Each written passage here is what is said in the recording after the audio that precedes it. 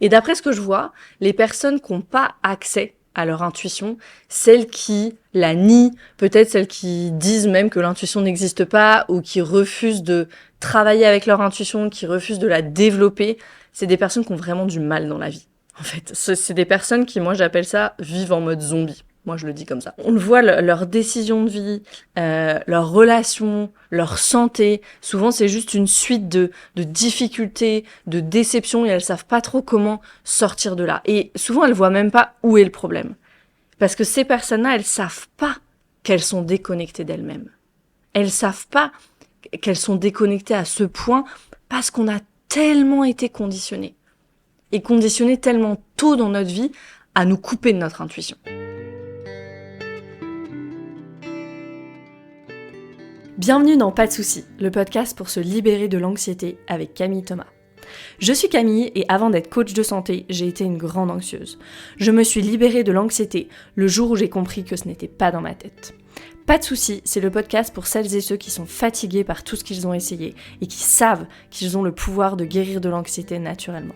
Alors si tu veux vivre sans anxiété et que tu as l'intuition qu'on ne t'a pas tout dit, ce podcast est pour toi. Je te retrouve tous les lundis pour explorer les pistes qui te permettront d'accéder au calme à l'intérieur de toi. Comment je sais que c'est mon intuition ? Comment est-ce que je peux faire les bons choix dans ma vie si j'arrive pas à me connecter à mon intuition ? Est-ce que c'est pas plutôt mon anxiété qui dirige tout ça ? Plutôt que mon intuition. Toutes ces questions, je sais que si tu m'écoutes, si vous m'écoutez, vous êtes nombreux et nombreuses à vous les être posées. Et donc dans cet épisode, on va parler de l'intuition. Il y a beaucoup de gens qui pensent que l'intuition c'est réservé aux médiums ou à ces gens un peu vaudous là qu'on voit sur Instagram qui d'ailleurs postent des choses hyper bizarres sur les réseaux. Mais c'est pas le cas. C'est pas le cas. L'intuition c'est un droit de naissance. L'intuition c'est une capacité biologique. Et quand on est régulé au niveau de notre système nerveux, notre système nerveux central, notre système nerveux autonome, on a tous et toutes accès à cette capacité, qui c'est vrai peut sembler un peu surnaturelle parfois. Comment est-ce que je savais Comment est-ce que je savais que oui ou je savais que non ? Ok, on sait pas trop. Mais quand on l'allume en nous, cette intuition, elle nous guide, elle nous dit à qui faire confiance, elle nous dit quoi manger, elle nous dit quand nous reposer, elle nous dit quel travail on devrait faire, comment est-ce qu'on peut créer un maître au service du monde finalement, notre créativité et tellement plus de choses. J'ai eu tellement d'exemples ces derniers temps en tant que jeune maman, des choses que je savais sans pouvoir les expliquer. Comment est-ce que je sais et comment est-ce que je savais toujours ? Et c'est ça le truc, parce que si ça arrive 1, 2 fois, 3 fois, ok, mais quand c'est toujours, tous les jours, il y a vraiment quelque chose de un peu surnaturel, justement. Comment je savais toujours qu'elle allait se réveiller quelques secondes avant elle ? Comment est-ce que mon corps se réveille tout seul quelques secondes avant ma fille ? Comment la plupart du temps je sais quel est son besoin, alors qu'on peut pas encore échanger avec des mots ? Et je crois que quand on devient parent, il y a une partie de la capacité qu'on avait enfant qui revient. Parce que quand on est un bébé, quand on est un enfant, on a un accès total à l'intuition. En tout cas, moi, c'est ce que je crois. Et c'est ensuite qu'on perd ça avec les conditionnements, avec les règles sociétales, avec les il faut dans tous les sens. Et d'après ce que je vois, les personnes qui n'ont pas accès à leur intuition, celles qui la nient, peut-être celles qui disent même que l'intuition n'existe pas ou qui refusent de travailler avec leur intuition, qui refusent de la développer, c'est des personnes qui ont vraiment du mal dans la vie.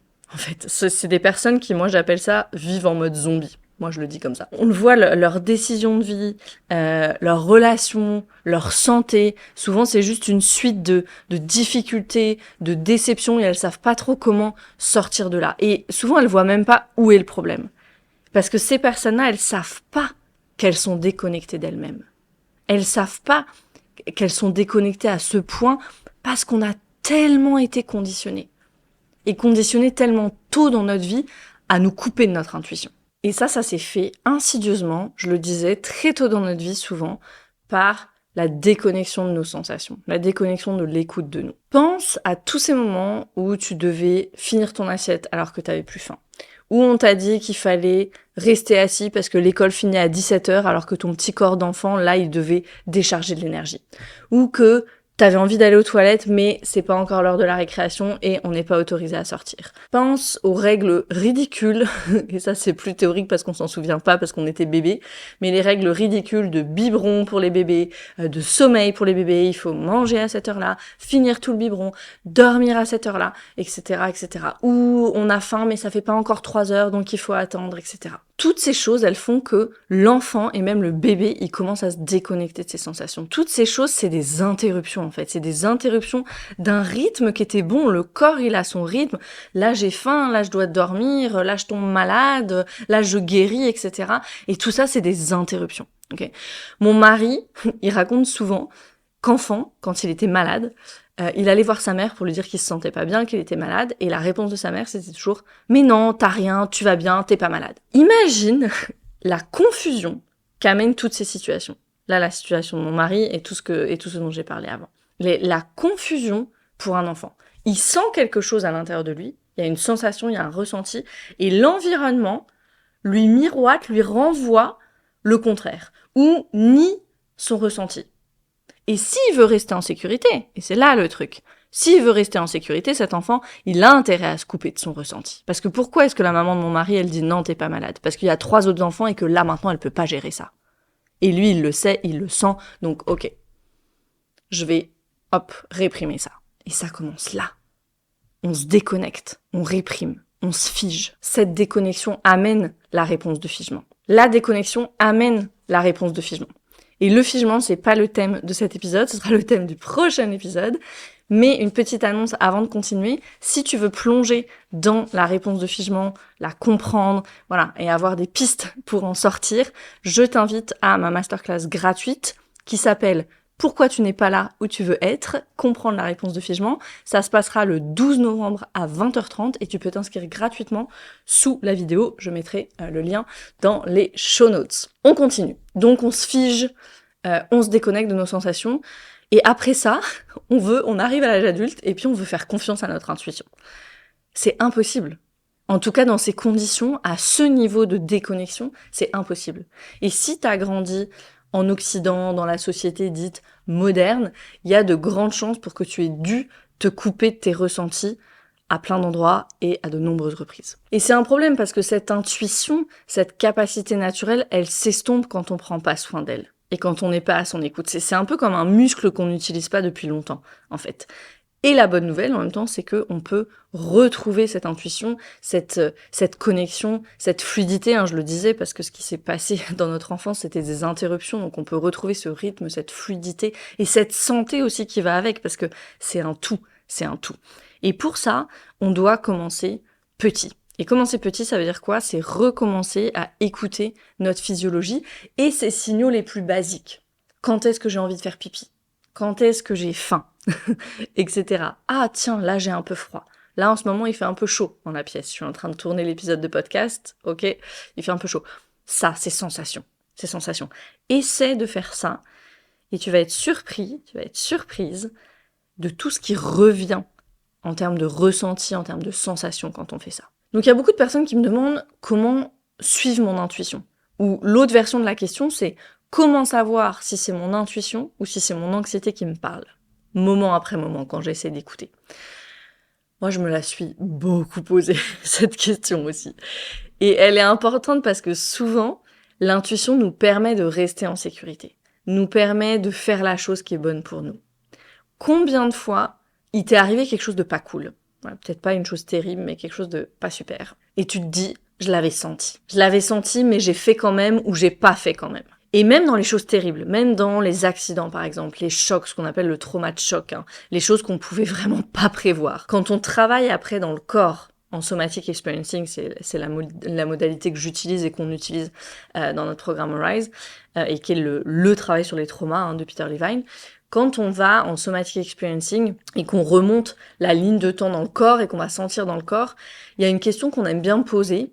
Et cette question, c'est à quel moment t'as réalisé qu'il y a quelque chose qui allait pas? Et souvent, la réponse, c'est bien avant que l'accident ou la chose terrible ne soit arrivée. Et ça, c'est très intéressant. La plupart des personnes, quand elles remontent dans le corps, parce que ce qu'on fait en somatic experiencing, c'est qu'on va vraiment sentir dans le corps, elles disent oui. Bien avant. Déjà à ce moment-là, déjà au moment de monter dans la voiture par exemple, ou déjà je sentais qu'il y a quelque chose qui allait pas. On a une véritable intuition et qui pour moi est intimement liée à notre instinct de survie. Donc je vais adresser 2 points dans cet épisode. Le premier point c'est comment savoir que c'est vraiment mon intuition qui me parle et le deuxième point c'est comment développer mon intuition. Donc comment savoir que c'est vraiment mon intuition ? Ici, je l'ai dit, il faut reconnecter à notre physiologie. Mais plus que ça, il faut vraiment devenir meilleur, il faut s'améliorer sur la capacité à être dans notre corps, à être présent et présente à notre physiologie. C'est ça que j'appelle augmenter sa capacité. Si tu écoutes le podcast ou si tu m'écoutes sur les réseaux sociaux, tu m'as souvent entendu dire ça, augmenter sa capacité. Qu'est-ce que ça veut dire ? Être capable d'être de plus en plus avec notre expérience somatique, autrement dit, en langage plus commun, avec notre expérience dans le corps. Pourquoi ? Pour avoir une perception plus fine et plus pertinente de ce qui se passe. Et en réalité ici, la perception, c'est pas vraiment le bon mot. Parce que la perception, c'est un processus conscient. C'est ce qu'on perçoit grâce à nos sens, à travers nos organes sensoriels. Mais en dessous de la perception, il y a ce qu'on appelle la neuroception. Donc c'est quoi la neuroception ? C'est un terme qui a été proposé par Stephen Porges, qui est le même homme, le même scientifique qui a proposé la théorie polyvagale.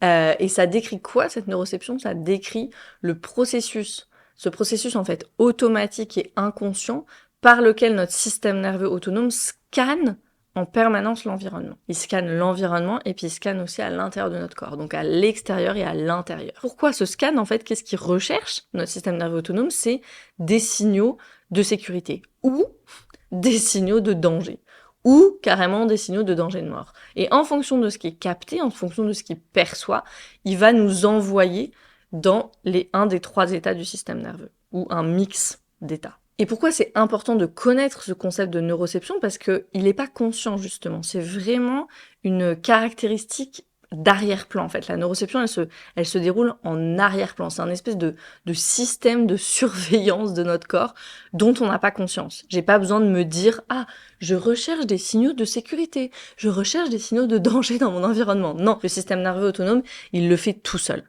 Okay ? Et il capte les signes à l'extérieur. Alors ça peut être les expressions du visage de quelqu'un, par exemple. Ça peut être le ton de la voix de quelqu'un. Ça peut être mon environnement, les couleurs qu'il y a autour de moi, les textures, où est-ce que je suis, le temps qu'il fait, enfin, tout ça. Et puis les signaux internes aussi. Comment est mon rythme cardiaque ? Comment est ma respiration ? Comment fonctionne mon système digestif ? Est-ce que la température de mon corps est OK ou pas ? Et voilà, donc tout ça, ça se fait hors de ma conscience, et heureusement, parce que sinon on ferait ça toute la journée. Et donc, en fonction de cette analyse, et cette analyse, c'est milliseconde après milliseconde après milliseconde, hein, c'est hyper rapide. En fonction de cette analyse qui est ultra rapide, le système nerveux, il prend des décisions immédiates. Est-ce que je suis en sécurité ? Est-ce que je suis en danger ? Est-ce que ma vie, elle est menacée ? Ça, c'est les 3 questions. Et c'est pas, encore une fois, volontaire, c'est vraiment automatique, un système nerveux autonome, ça se fait en dehors de notre conscience. Et qu'est-ce que ça déclenche, la neuroception ? Le résultat de l'analyse, ok, c'est de nous envoyer dans les fameux états du système nerveux autonome, hein. Et là, on entre dans la théorie polyvagale. Et si tu as besoin de réviser ce point de la théorie polyvagale, je t'invite à écouter l'épisode 83 du podcast, qui faisait partie de la série Back to Basics. Donc, va écouter l'épisode 83 sur la théorie polyvagale. Donc voilà, si mon système nerveux autonome, il estime, je suis en sécurité, je vais rester dans cet état vagal ventral, hein, de sécurité, de connexion, d'engagement social, je suis curieuse, je suis ouverte. Voilà, je peux m'engager dans le monde comme je le souhaite.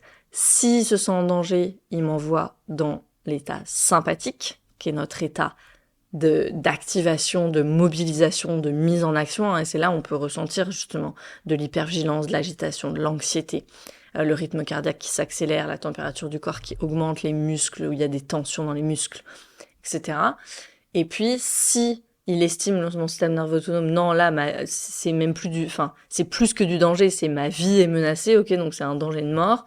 Là, on va dans cet état vagal dorsal qui est cet effondrement, hein, le système qui va doucement dans l'effondrement, dans l'impuissance, qui se déconnecte, les fonctions du corps ralentissent, etc.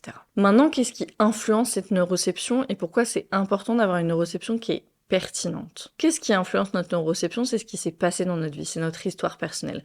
Quand il y a des choses terribles qui nous sont arrivées, autrement dit des traumatismes, et ça peut être des grands traumatismes, mais ça peut être aussi ces petits traumatismes qui étaient là tout le temps. Notre neuroception, elle devient erronée. On parle de ça dans la théorie polyvagale, d'une neuroception erronée. Elle est perturbée, elle est déviée, notre neuroception. Et donc, effectivement, si on revient là ici à notre question, je boucle la boucle, comment je peux faire confiance à mon intuition alors que je savais jamais, quand j'étais petit, quand j'étais enfant, je savais jamais ce à quoi je pouvais faire confiance dans l'environnement. Comment aujourd'hui, en tant qu'adulte, je peux refaire confiance finalement? Parce que ça va être ça le processus de récupération de notre intuition, de recommencer à faire confiance à nos sensations internes. Et pour faire confiance à nos sensations internes, il faut qu'on se sente aussi assez en sécurité dans notre environnement pour juste porter attention à notre corps. Et ici, il va falloir pratiquer. Et on va se tromper. Parfois, on va se tromper, d'autres fois, ce sera pertinent. Il faut être OK de se tromper peut-être encore pendant un bon moment, pendant qu'on continue à pratiquer. Et puis, avoir conscience aussi, mais avoir confiance que cette pertinence dans nos sensations, elle va revenir, elle va arriver, on va la récupérer. Parce que qu'est-ce qui va se passer? Quand on va avoir de plus en plus de capacité d'être avec ces sensations, ok, d'être dans notre physiologie, d'être avec notre expérience somatique, plus on va pouvoir accueillir de plus en plus ces réponses qu'il y a à l'intérieur de nous, et ces réponses de survie aussi, ces réponses de combat, de fuite, de figement. Quand on commence à faire ça, qu'on commence à accueillir tout ça, on devient de plus en plus fin, de plus en plus précis sur ce qui se passe réellement à l'intérieur. Et ça va nous permettre quoi? Ça va nous permettre de nous occuper de ce qui est là à l'intérieur, de toutes ces choses, ces vieilles choses-là qui étaient stockées en nous, toutes ces énergies de survie, toutes ces émotions pas processées, toutes ces expériences qui sont restées coincées à l'intérieur et qui traînent là depuis longtemps, depuis toujours. Okay, si on peut être présent à ce qui se passe dans notre corps, alors on va pouvoir les libérer de notre système. Et quand ça se produit, on libère de l'espace. Il y a de plus en plus d'espace à l'intérieur de nous. Et s'il y a de plus en plus d'espace, que tout l'espace il est plus occupé par nos réponses de survie, il y a davantage de place pour qui on est vraiment, en fait. On n'est plus constamment à la merci de cette énergie de survie qui régit tout finalement en nous. Qui régit tout, qui régit nos réactions, qui régit notre état de santé, qui régit nos pensées même. Parce qu'on sait que les pensées qu'on a, elles sont influencées par l'état du système nerveux autonome dans lequel on se trouve. Quand on libère cette énergie de survie, on reconnecte à notre vraie nature. Et avec ça, à notre intuition. Et c'est intéressant, le nom de notre programme qu'on propose, notre programme de régulation du système nerveux, qui s'appelle Arise. En anglais, ça veut dire, Arise, la définition, c'est « come into being ». Ok, donc venir à l'être, arriver à soi. Et c'est ça le chemin vers la régulation. C'est le chemin vers mon vrai moi. Une fois que ça y est, il y a de l'espace. Que toutes ces vieilles expériences, réponses de survie, énergie de stress, etc., une fois qu'on a libéré ça, qu'il y a de la place, ça y est, qui est-ce que je suis vraiment? Et la question de l'intuition, elle est intimement liée à ça, à qui je suis vraiment. Et comment j'écoute mon corps, qui je suis, ce que me dit mon instinct. L'instinct, il est dans le corps. Peter Levine, il l'explique très bien dans son livre qui s'appelle In an Unspoken Voice, qui est pas traduit en français, mais où il explique que toutes nos expériences partent des sensations. Et donc, ces sensations, c'est là aussi où naît et où se développe notre intuition. Et donc, ça nous amène à notre seconde partie. Comment développer mon intuition? Donc, j'en ai déjà parlé, là. Pour développer notre intuition, on va devoir revenir à notre physiologie. Commencer à écouter ces signaux, j'en ai parlé dans l'introduction. Et commencer petit. Pipi, caca, faim, soif, chaud, froid, ok, on commence par ces basiques des sensations. Et une fois que on commence à sentir un petit peu plus, ok, ici, il y a une autorisation à se donner. Parce que souvent, il y a eu énormément de honte plaquée sur l'écoute de ses besoins. Imaginez, on est adulte, je suis sûre que ça t'est déjà arrivé, que tu m'écoutes. On est adulte et toujours, encore adulte, on n'ose pas sortir de la réunion parce qu'on a envie de faire pipi. Vous imaginez le truc? Moi, ça m'est arrivé aussi. Je me souviens de cet épisode en Allemagne, c'était en voiture, là, cette fois. J'étais avec plusieurs personnes dans la voiture, on allait à un truc d'escalade ou je sais pas quoi, j'avais tellement envie de faire pipi, mais j'avais honte de demander à ce qu'on s'arrête. Et ça a été tellement douloureux Genre, je suis allée à un point où ma vessie, mais j'ai cru qu'elle allait exploser, que ça a été traumatisant pour moi, et ça a été tellement traumatisant que j'avais développé une habitude, mais qui était presque un toc, d'aller aux toilettes dès que je voyais des toilettes. Même si j'avais pas du tout envie de faire pipi, au cas où. Et ça nous amène aussi à un autre sujet, qui est le sujet des limites. Parce que finalement, c'est poser une limite que de dire, peu importe l'importance de ce qui se dit dans cette réunion, ou peu importe le fait que ça va déranger les autres de s'arrêter 5 minutes en voiture, mes besoins physiologiques passent en premier. C'est poser une limite que de faire ça. Le sujet des limites, c'est un grand sujet. Et il y a juste 2 points que j'aimerais aborder ici. C'est un sujet pour lequel on a tout un module dans le programme Rise, où on a une séance en petit groupe aussi, dessus, parce que c'est un sujet vraiment, et puis qui arrive un petit peu plus tard sur le chemin vers la régulation, parce qu'il y a plein de choses qu'on doit faire avant. Okay. Mais il y a 2 points que j'aimerais aborder ici.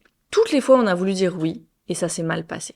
Toutes les fois où on aurait voulu participer, partager quelque chose, s'exprimer, en savoir plus sur quelque chose, et où on s'est fait punir, où on nous a dit de nous taire, ou qu'il n'y avait pas la place pour nous. Moi, j'ai fait l'expérience de ça tellement de fois dans ma vie adulte aussi, de vouloir dire des choses, ou de vouloir poser des questions, et de pas le faire. Et pendant que je parle de ça, reconnecte à ces moments, toi aussi, parce que tu peux sentir, quand tu reconnectes à ces moments, tu peux sentir que ça brasse à l'intérieur de toi.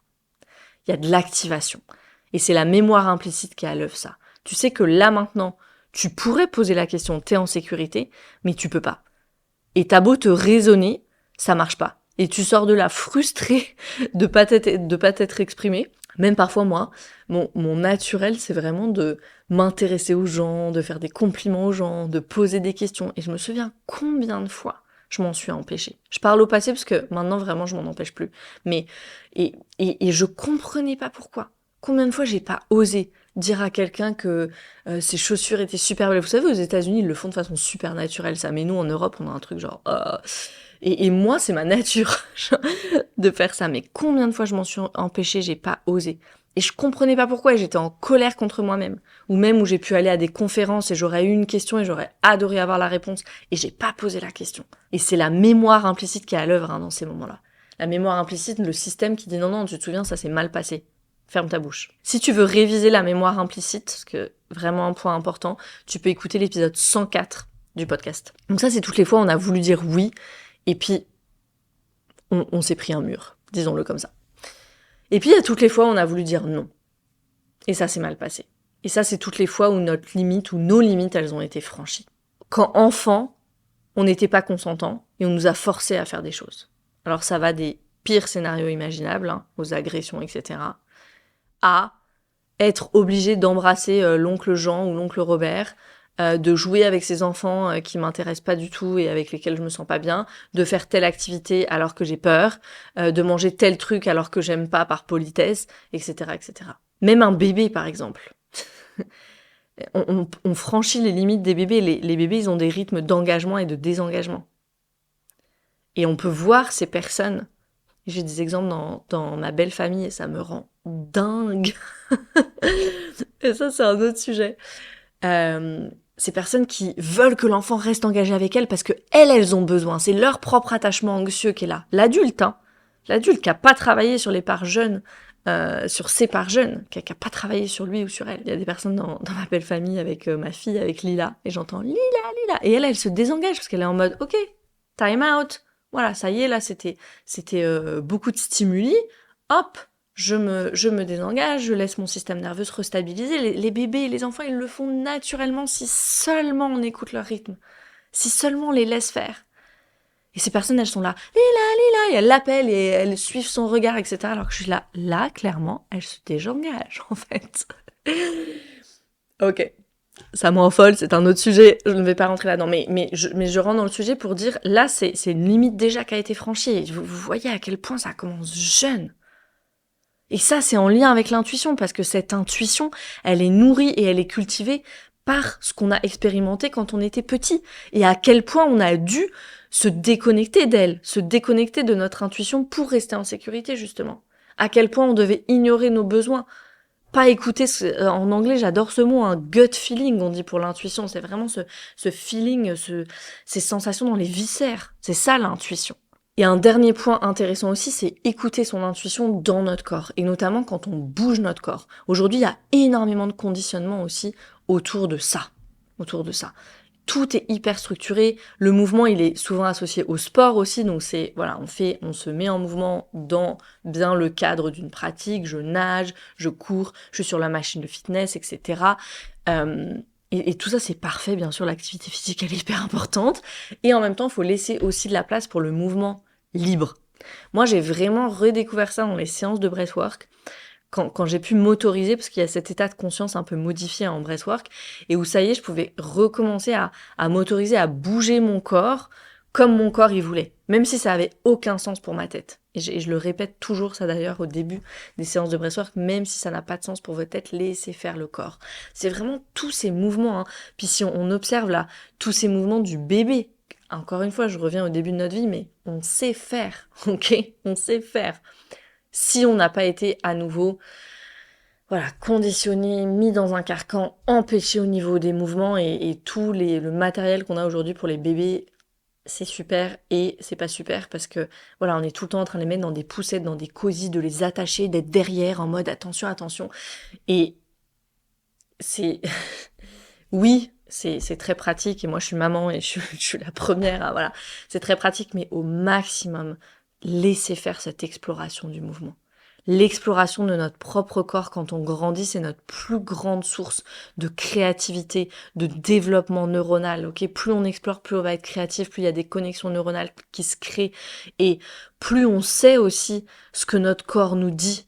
On sait là où il veut aller, là où on veut aller. Et c'est ça l'intuition, hein, c'est la définition basique de l'intuition. Je sais où je dois aller. Et sur le mouvement libre, ici on touche à nouveau la honte en tant qu'adulte. La honte qu'il y a autour de nos besoins, et parce qu'il y a tellement de règles aussi au niveau du corps. Quand je danse, il faut être comme ça, faut se tenir droit à la salle de sport, il faut être bien, faut même avoir telle tenue, machin, truc.